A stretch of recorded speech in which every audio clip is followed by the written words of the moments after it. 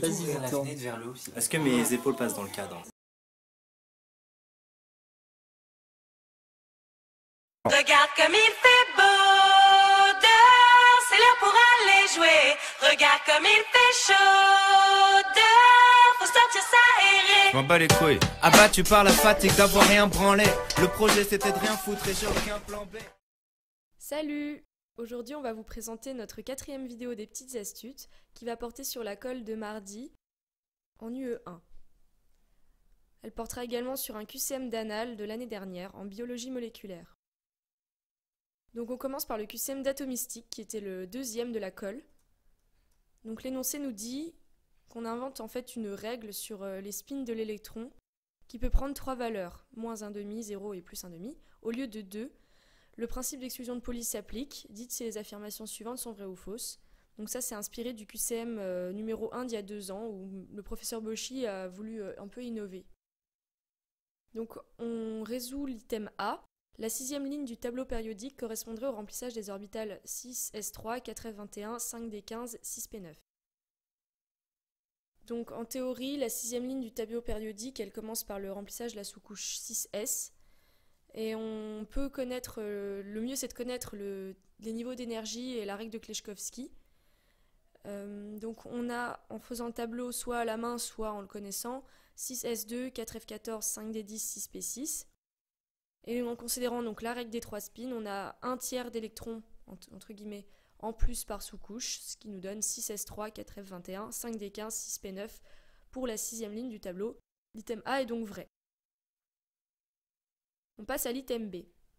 Le phosphore de numéro atomique Z égale 15 aurait sa couche externe saturée.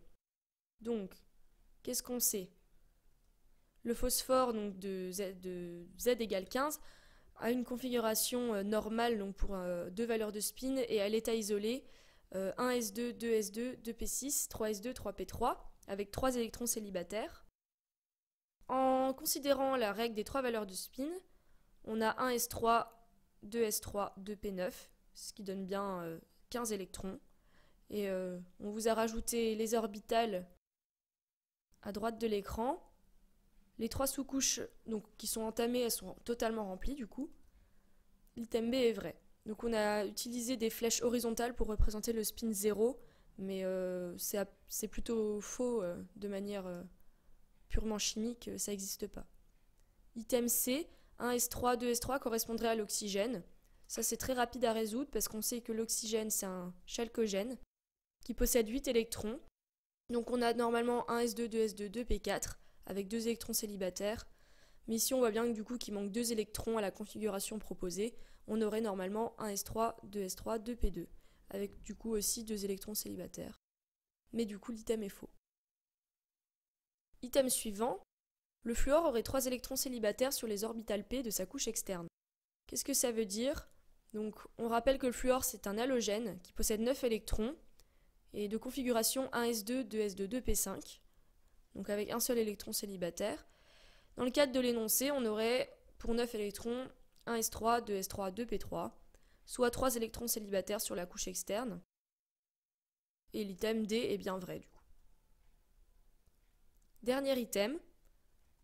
Le tritium, radioisotope de l'hydrogène, de nombre de masse 3, aurait une configuration électronique 1s3.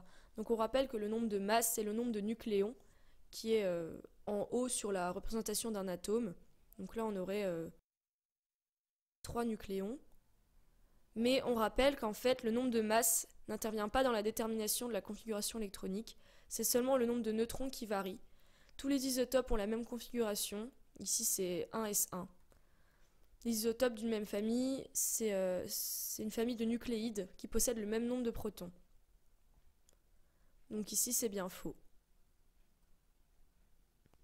J'ai fini. J'ai un peu chié le dernier item, et en fait... Ça se dit chalcogène, hein. Non, c'est chalcogène. Non, non. Bah, Bauchy, elle disait chalcogène.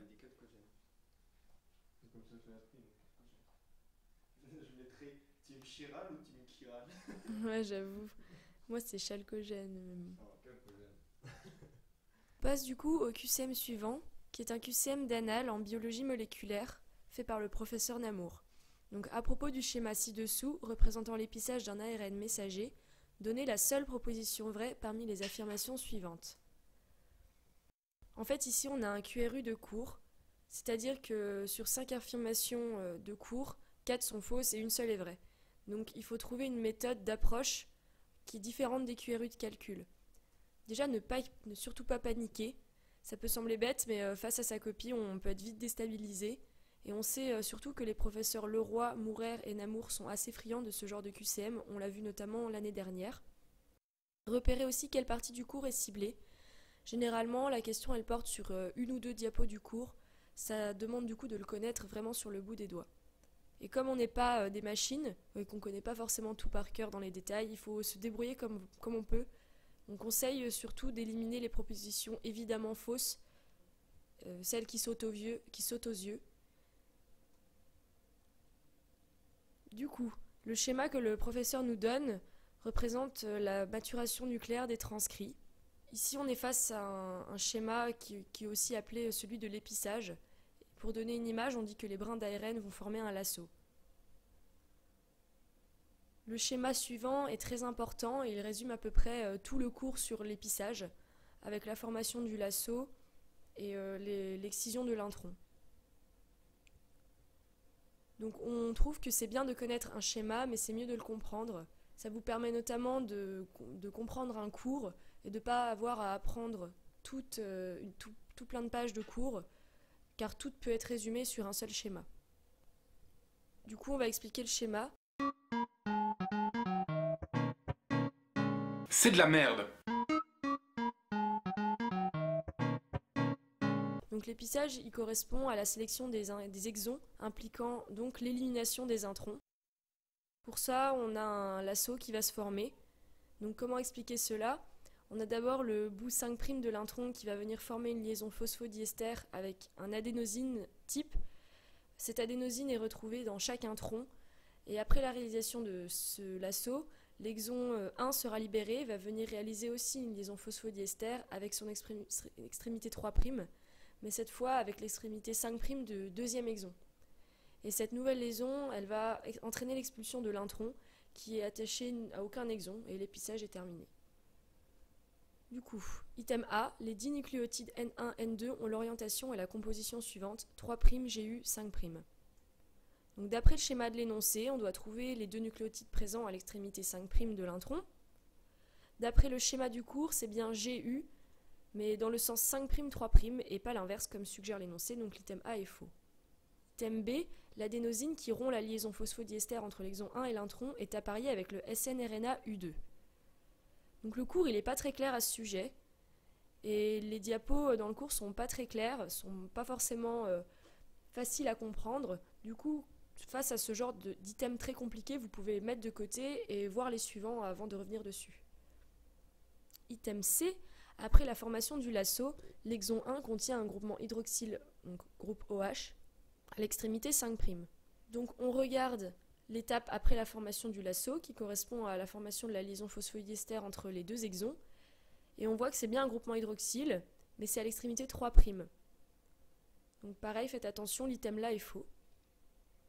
Item D, l'adénosine qui déclenche la formation du lasso possède 2 atomes de carbone engagés dans des liaisons phosphodiester quand le lasso a fini de se former. Pareil, c'est une question très compliquée, elle demande beaucoup de connaissances et des détails vraiment précis. Donc pour l'instant, vous pouvez aussi la mettre de côté parce qu'elle est vraiment ambiguë. On passe au dernier item. Dans l'intron excisé, la guanosine du site accepteur d'épissage AG possède un groupement 3' hydroxyle OH libre. Donc ici, on vous conseille aussi d'apprendre votre nomenclature en chimie organique. Elle permet de mieux comprendre les items. Du coup ici, en fait, l'énoncé, ça correspond à la dernière partie de notre schéma et on voit bien que la guanosine possède un groupement OH en 3'. Du coup, l'item E semble évidemment vrai. Il nous reste quand même 2 items auxquels on n'a pas su répondre. Donc l'item B, on peut retrouver la réponse dans le cours. En fait, le SNRNA U2 reconnaît et se fixe sur les séquences consensus, la séquence consensus qui est dans l'intron, et ça devient un centre catalytique avec SNRNA U6. Et la séquence n'est pas complètement complémentaire, ça va donc laisser l'adénosine avec le groupement hydroxyle OH libre, et ça permet la première estérification avec l'exon 1. Donc l'item B est faux. Dans l'item D, on peut penser que les deux liaisons que l'adénosine forme ne sont pas toutes liées à un carbone. En fait, la liaison 3'5', c'est une liaison qui implique un hydroxyle, du coup ça implique un atome d'oxygène et pas un atome de carbone. Donc l'item D est aussi faux. Du coup, on peut penser que l'item E est vrai, et c'est ce qu'on va mettre. Et effectivement, c'est bien l'item là qui est vrai. Et dans ce genre de QCM, essayez de trouver l'item qui vous semble le plus plausible et éliminer ceux qui sont ambigus, mais essayez d'être sûr de l'item que vous avez coché. Voilà, on en a terminé pour cette vidéo. Merci de nous avoir suivis jusqu'au bout. Retrouvez le forum de questions sur tutoweb.net, notre page Facebook et bien sûr le compte Twitter. Bonne journée! Voilà, j'ai fini. C'était un peu pourri. Oui? C'était nul? Honnêtement, je pense que c'est nul.